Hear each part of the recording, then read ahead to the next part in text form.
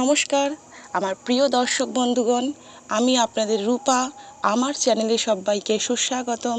শুরু করছি আজকের পডকাস্ট।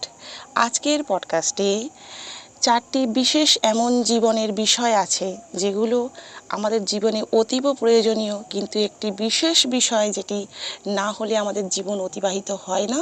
তো সেই নিয়ে আমি একটি ছোট্ট গল্পের মাধ্যমে পডকাস্টটি শুরু করছি। তো শুরু করা যাক আজকের পডকাস্ট। আজকের পডকাস্টের গল্প হলো 4 বন্ধু, ক্ষুধা, তৃষ্ণা, নিদ্রা এবং আশা। এরা একদিন রাস্তায় একে অপরের সঙ্গে বিবাদে আটকে পড়ল। তারা বিবাদ নিয়ে শুরু করতে করতে তারা এগোতে এগোতে বলতে লাগলো যে এদের মধ্যে সব থেকে কে বেশি গুরুত্বপূর্ণ, ক্ষুধা, তৃষ্ণা, নিদ্রা না আশা। তো এইভাবে তর্কাতর্কির মধ্যে এরা এগোতে এগোতে একটি গাছতলার মধ্যে এক সাধু বাবা বসেছিলেন, তার কাছে গিয়ে পৌঁছলেন এবং সাধু বাবাকে প্রশ্ন করলেন, সাধু বাবা বলুন তো একটা প্রশ্নের উত্তর, আমাদের মধ্যে সব থেকে গুরুত্বপূর্ণ কে? তো সাধু বাবা বলল, তোমাদের পরিচয় দাও। তো তখন তারা 4 জনে তাদের পরিচয় দিল। আমি ক্ষুধা, আমি নিদ্রা, আমি পিপাসা, আর আমি হচ্ছি আশা। তো তখন সাধু বাবা তাদেরকে বললেন, আচ্ছা বলো ক্ষুধা, কেন তুমি নিজেকে বিশেষ প্রয়োজনীয় মনে করো?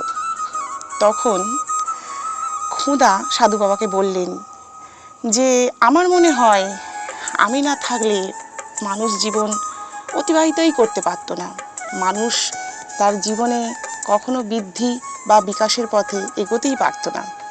তো তখন সাধু বাবা তার একটি পরীক্ষা নিলেন।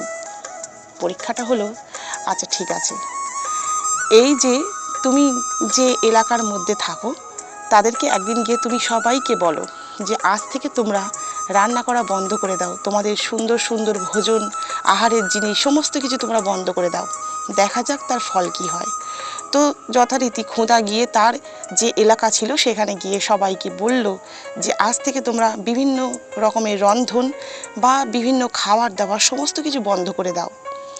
তো এর ফলে দেখা গেল ক্ষুধা যখন সারাদিন পেটের কষ্টে যখন এতটুকু ক্ষুধা লোকের কাছে আহার পেল না, তখন অবশেষে ক্ষুধা গিয়ে কারোর একটি বাড়িতে আগের দিনের পচা পান্তা পড়েছিল হাঁড়ির মধ্যে, সে তার সেই খিদে মেটানোর জন্য সেই পান্তাটুকু খেয়ে ফেলল।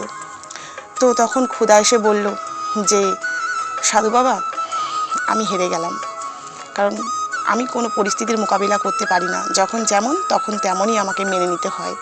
তো এরপরে নাম্বার এলো তৃষ্ণার অর্থাৎ পিপাসার। তো তাকেও জিজ্ঞাসা করা হলো, বলো তুমি কিসের জন্য বিশেষ গুরুত্বপূর্ণ?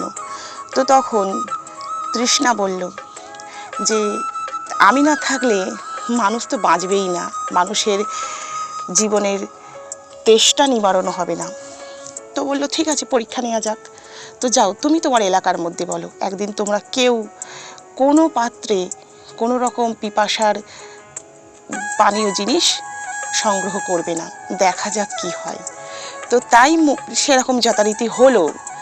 তো তার ফলে সারাদিন পার হয়ে যাওয়ার পর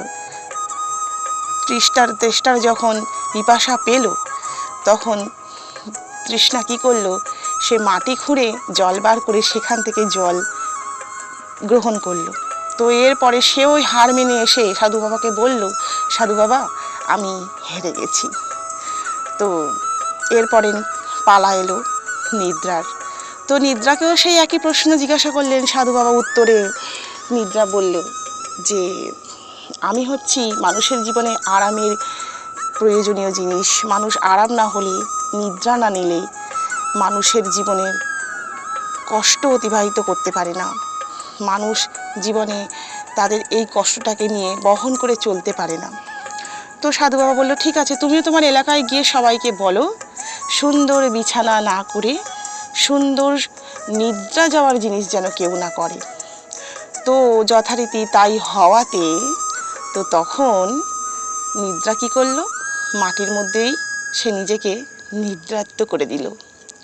এরপরে পালা এলো আশার। আশা বলল, আশা ছাড়া তো মানুষ বাঁচেই না। প্রত্যেক মানুষের বিভিন্ন আশা আছে, আশাই মানুষের জীবন। তো তখন আবার পরীক্ষা নেওয়া হলো আশার পরীক্ষা নেওয়া হলো। আশা সেই পরীক্ষায় সবাইকে গিয়ে তার এলাকার মধ্যে বলল যে তোমরা যাও, আবার একদিন তোমরা সবাই আশা ছেড়ে দাও, কেউ আশা করো না। তখন আশা, সবাই দেখলো যে তাদের নিজের আশা আকাঙ্ক্ষাগুলোকে সব ছেড়ে দিয়েছে। তো তখন সে ঘুরতে ঘুরতে কী করে, দেখে এক কুমোর, সে একটু মাটির ডেলা নিয়ে তার চাকার মধ্যে বসে কি একটা করার চেষ্টা করছে। তো যা কিছু সে বানিয়েছিল, আশা তখন সেই মানুষটির মধ্যে প্রবেশ করলো। তো যা কিছু বানিয়েছিল সেই কুমোর সব কিছু সোনায় রূপান্তরিত হলো। তো এর থেকে সাধু বাবা তাদেরকে এই উপদেশটি দিল যে দেখো, এই যে তোমরা চারজন, ক্ষুধা, তৃষ্ণা, নিদ্রা এবং আশা, প্রত্যেকটি জিনিসই মানুষের দরকার। কিন্তু আশা এমন একটা জিনিস যেটা মানুষ যাকে ছাড়া বাঁচতেই পারে না। আশা মানে মানুষের জীবন, আশা মানে স্বপ্ন, আশা মানে অগ্রগতি, আশা মানে উন্নতি, আর আশা মানে এই জীবনে আশা। নমস্কার, আজকের পডকাস্ট এখানেই শেষ করছি। যদি এই পডকাস্টটি আপনাদের ভালো লাগে আমাকে অবশ্যই কমেন্টে জানাবেন এবং আমার চ্যানেলটিকে অবশ্যই সাবস্ক্রাইব করবেন, লাইক শেয়ার করতে ভুলবেন না। ততক্ষণের জন্য সবার কাছে আমার তরফ থেকে নমস্কার।